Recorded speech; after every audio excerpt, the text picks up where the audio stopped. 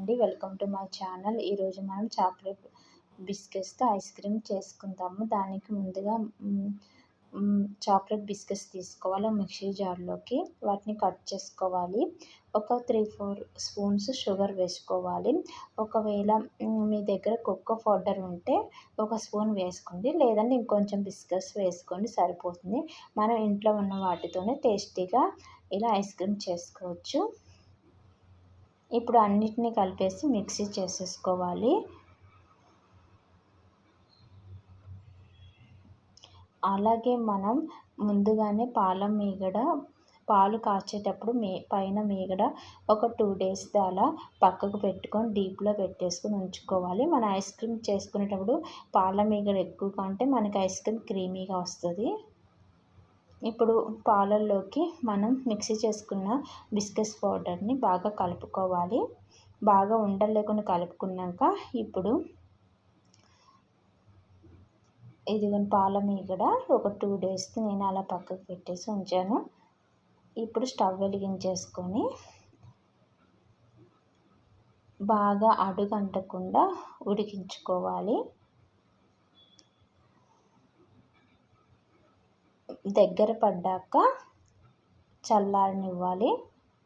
ఇప్పుడు మనం పాల మీగడని మిక్సీ చేసుకోవాలి.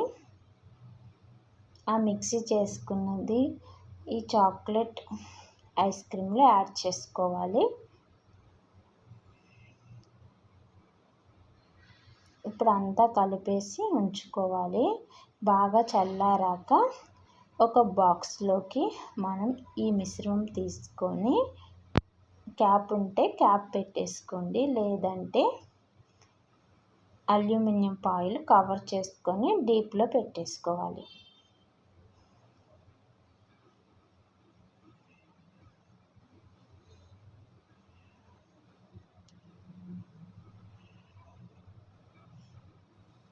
ఇప్పుడు ఒక నైట్ అంతా ఉంచేసి మార్నింగ్కి తీసుకోవాలి.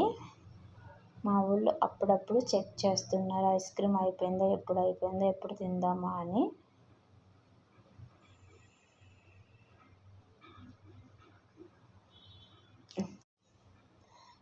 ఇప్పుడు ఐస్ క్రీమ్ రెడీ అయిపోయింది కదా, మనం ఒక బౌల్లోకి తీసుకోవాలి. మనం క్రీమ్ ఎక్కువగా వేసుకుంటే మనకి ఐస్ క్రీమ్ క్రీమీగా వస్తుంది, సాఫ్ట్గా ఉంటుంది. ఇప్పుడు ఒక బౌల్లోకి తీసుకోవాలి.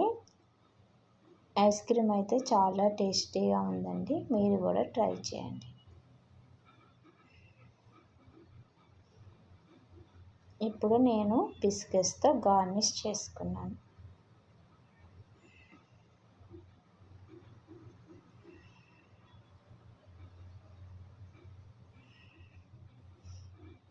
ఈ వీడియో మీకు నచ్చినట్టయితే లైక్ చేయండి. Thank you for watching.